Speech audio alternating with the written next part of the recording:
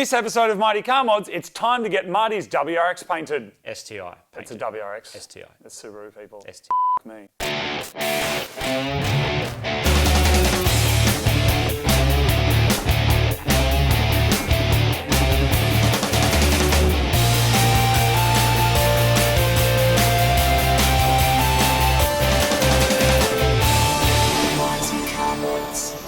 Welcome to another episode of Mighty Car Mods. My Subaru WRX STI is freaking awesome. The paint, however, not so great. I looked around for a long time to find a nice one, and the nice ones are heaps of money. Heaps of money, like eye-wateringly expensive. Eye-wateringly expensive. So I started looking at the slightly cheaper ones, and when you're looking at this one was only $80,000, luckily, as opposed to the really nice ones. That's what the really nice ones cost, which is just ridiculous.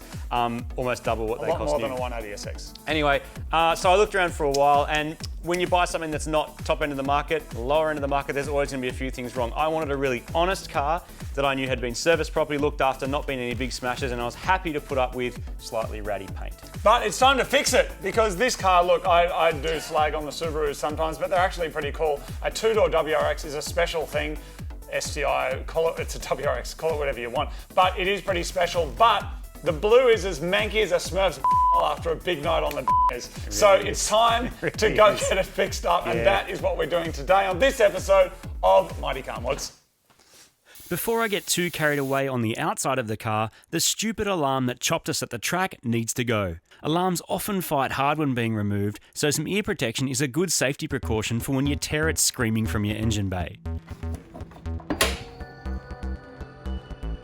Locate your alarm.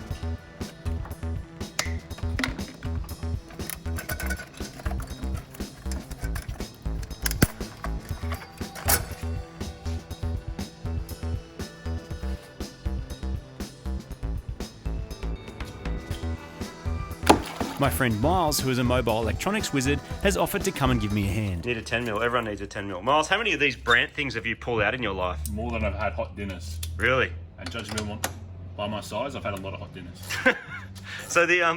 So what's the deal with this old thing? Like, I pulled out all these boxes. Yep. Like, why are they so complex? What's the deal?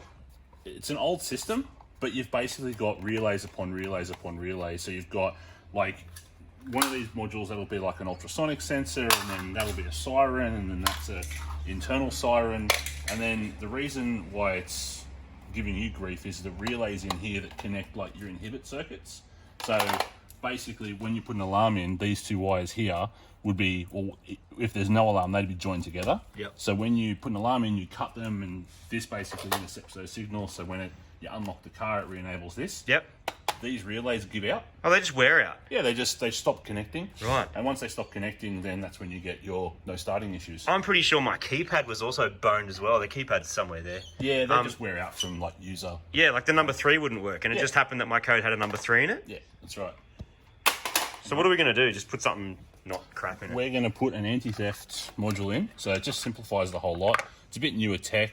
You've got 3-point immobilization, like remotes, scrolling codes. It'll do the doors. It'll do the doors, and you didn't want a siren, did you? Nah. So we're going to hook up some other stuff to the siren, aren't we? Yeah, you can trigger other things, like you can trigger trackers, you can trigger silent alarms, you can trigger all sorts of things, kind of like Wi-Fi modules, like whatever you want. Heaps of stuff, yeah. There's heaps of options. There's even, like this one doesn't do it, but there's options for like straight mobile like apps and that sort of stuff. Yeah. Those alarms can go into the thousands of dollars. These things are like quite cheap just to get you out of the way, you know? Yep. Awesome. Yeah. Well, let's fix it, because there's nothing worse than getting in your car and it stops, especially on a freaking racetrack. That's right. It's the worst place in the world to get stopped by your stupid alarm. Either that, or you're staging it at the pits of like a drag race, yeah, and your alarm won't re-enable again. All right, so this.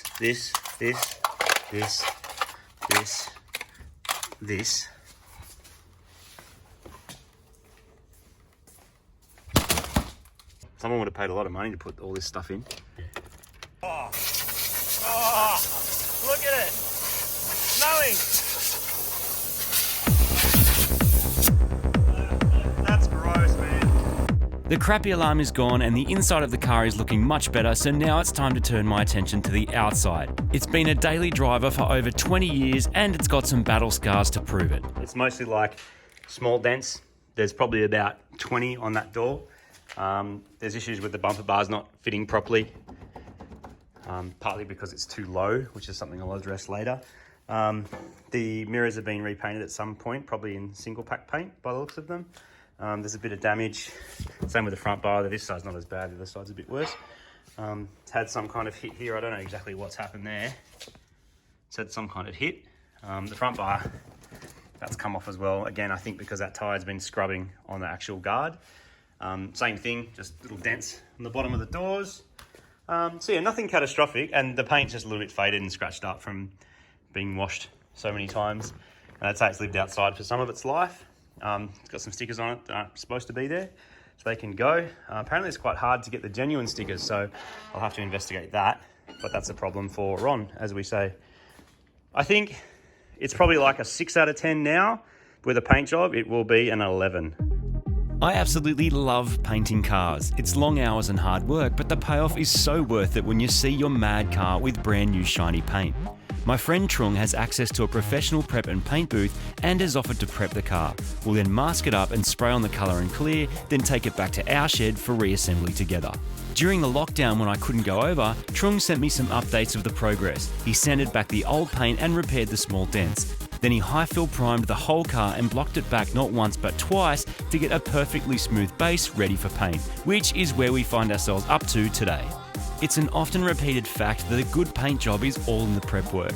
The hours that Trung has put into getting the panels mirror flat is the difference between an okay paint job and a great one. Today I'm going to help him mask up ready to paint all the main parts of the body.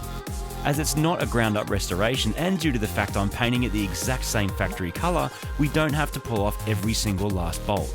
This saves heaps of time and heaps of money and gets the car back on the road quicker.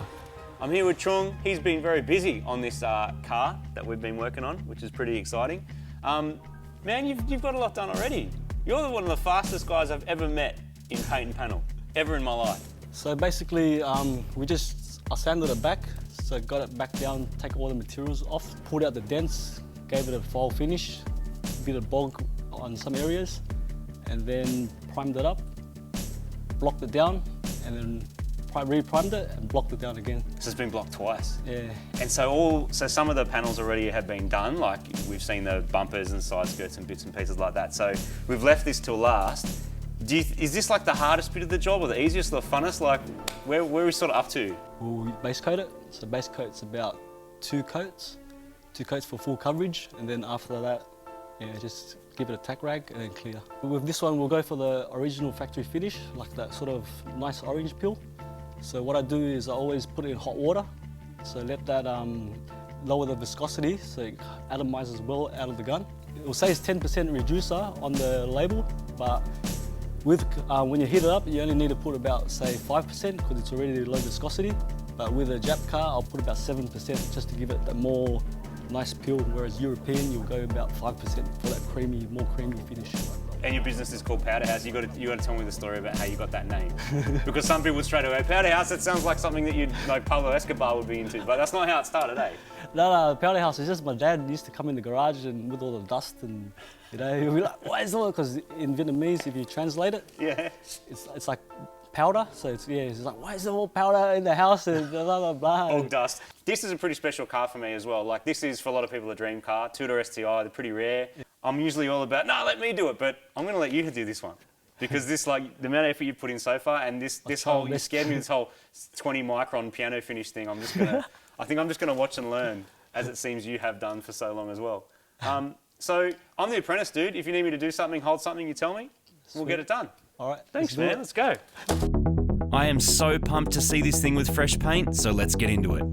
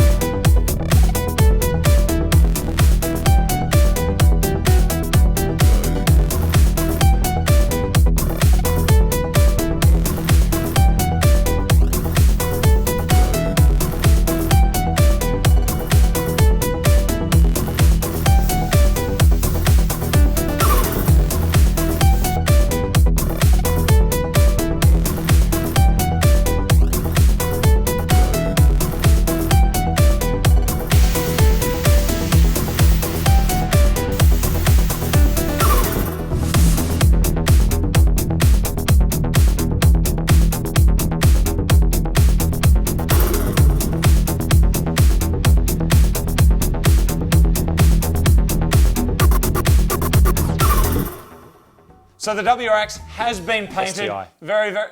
What? It's an STI. The WRX has been painted. It's very, very exciting. And next episode, we can bring it back here, put it back together, get our flat rims on, vape ourselves into a stupor, and assemble it together like an almighty box of ram-rated Lego. Mad props to Trung for lending us his abilities, talents, and paint shop. It's turned out so good, I cannot wait to get it back here and put it back together next time on Mighty Car Mods. We're doing the Orkies wave. I'm really hungry. I feel like a fresh orange juice. Do you like orange juice? I do. I think it's excellent. Freshly squeezed. Squeezed like a nice round. If you'd like to support the show, we've got merchandise available at mightycarmods.com. If you don't want it, you don't have to, but we'd like it if you did. Hello, Martin. Oh, yeah, like this. This one. Oh. Yeah, bye.